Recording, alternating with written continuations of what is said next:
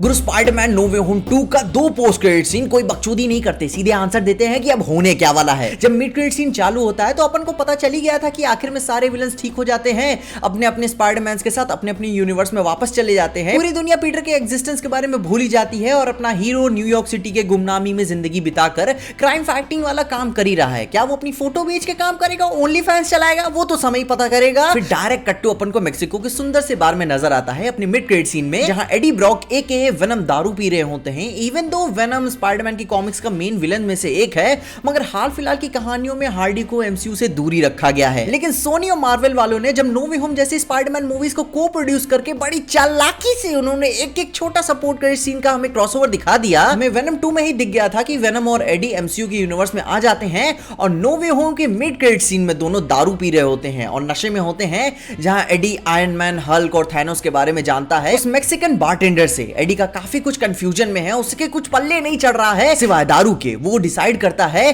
कि अभी कुछ ज्यादा मैटर नहीं करेंगे, न्यूयॉर्क वाली स्पाइडी के पास जाते हैं, फिर सोचेंगे करना क्या है उसको पकड़ने के बाद। लेकिन वेनम को पता था कि ये साला है हरामी, अभी पिया हुआ है, बकचोदी में समुद्र हमसे पार करवाएगा, अभी उसको आराम करने के लिए कहता है। मगर तभी दोनों वापस टेलीपोर्ट हो जाते हैं, ठीक उसी सेम स्पेल की वजह से जो मूवी के एंड में डॉक्टर स्ट्रेंज ने बाकियों को उनके यूनिवर्स में भेजने के लिए यूज किया था। सबसे दर्दनाक बात यहाँ पे ये होती है कि इतनी बकचोदी करने के बाद भी उन्होंने दारू का बिल वहां पे नहीं भरा और चंपत हो गए। ऐसा गलत काम नहीं करते, हमको पर्सनली दर्द होता है। और सरप्राइजिंगली उसी सीन के छोटे से एंड होने के दौरान में ही एक सिम्बायोटेक छोटा सा फ्रैगमेंट वहीं पे छूट जाता है, जो कि बिल्कुल भी अच्छी बात नहीं है। कसम से ये अच्छा काम नहीं किया, हमने देखा ही था वेनम 2 में क्या क्या कांड हुआ, तो उसकी वजह से। अब अपन का दूसरा पोस्ट क्रेडिट सीन जो कि मैं सबसे इंपॉर्टेंट मानता हूं, स्ट्रेंज का टीजर। एक जब स्पाइडरमैन वाला ड्रामा खत्म होता है तो कहानी बिना टाइम वेस्ट किए doctor strange in the multiverse of madness पे जंप कर जाती है, जो कि मई 2022 में आएगा। काफी ज्यादा दूर है मगर ज्यादा भी दूर नहीं। इसे देख के ऐसा साबित होता है कि मल्टीवर्स के साथ छेड़छाड़ करना स्ट्रेंज की औकात से अब बाहर जा रहा है, जिसके लिए अब उसकी वांडा की जरूरत पड़ेगी। फिर वांडा विजन के कांड के बाद वांडा आइसोलेशन में अकेले जी रही होती है और एज्यूम करती है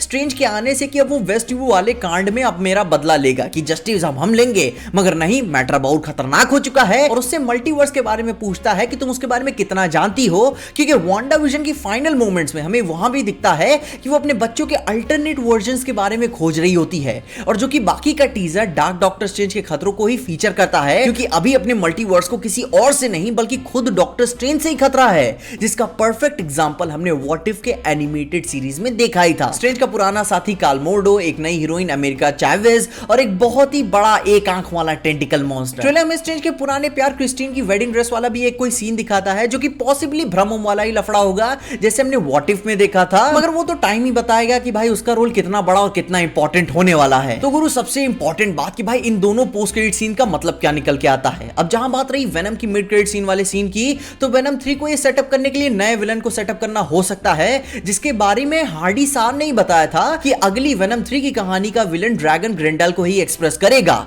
मगर अभी यार एमसीयू में, क्योंकि भाई ये एमसीयू में उसका एक फ्रैगमेंट छूट गया है, तो भाई अपने हॉलैंड का भी स्पाइडरमैन मतलब ब्लैक स्पाइडरमैन बनना तो भाई जायज सी बात है, जो कि वो भी इंपॉर्टेंट है और वो भी इसमें टाइम लगेगा, क्योंकि भाई एमसीयू को अभी फेज 4 की कहानी का स्लेट कोई स्पाइडरमैन का खाली होता नहीं नजर आ रहा है। मगर सोनी जब मन चाहे तब पेल सकता है, उनके पास पूरा टाइम है। दूसरा अपना जो पोस्ट क्रेडिट सीन का मतलब निकल के आता है कि डायरेक्टली अपने एमसीयू के मल्टीवर्स के प्रॉब्लम को एक आकार देगा, जो कि ये कोई मल्टीवर्स का कंक्लूजन ड्रॉ नहीं करने वाला इस मूवी में, जो कि ऑब्वियसली अभी कैंग का आना बाकी है, मगर स्टिल मल्टीवर्स को एक हायर ग्राउंड पे सेट करेगा कि अभी भी खतरा टला नहीं है, बल्कि और भी ज्यादा बड़ा होने जा रहा है। और ये बाहुबली का निक फ्यूरी कहां पे है यार? इतना साल से कांड हो गया, वो साल भर से अर्थ पे नहीं है, क्या कर क्या रहा है वो? या फिर उसके पास कुछ और भी प्लान है खतरनाक वाला? तुम अपनी ओपिनियंस बताओ कि तुम इन दोनों मिड क्रेडिट और पोस्ट क्रेडिट सीन के बारे में क्या सोचते हो, तुम्हारा पर्सनल फेवरेट क्या था? मैं जान रहा हूं कि भाई डॉक्टर स्ट्रेंज का टीजर वाला ही था, लेकिन फिर भी तुम इसके फ्यूचर के बारे में कितना एक्साइटेड हो, कमेंट्स में अपनी ओपिनियंस मुझे जरूर बताना। और हाँ, नीचे का सब्सक्राइब बटन देख रहे होगे, अगर नहीं सब्सक्राइब किया है तो जाके सब्सक्राइब कर देना, ताकि मैं ऐसी और भी वीडियोस लेकर आ सकूं।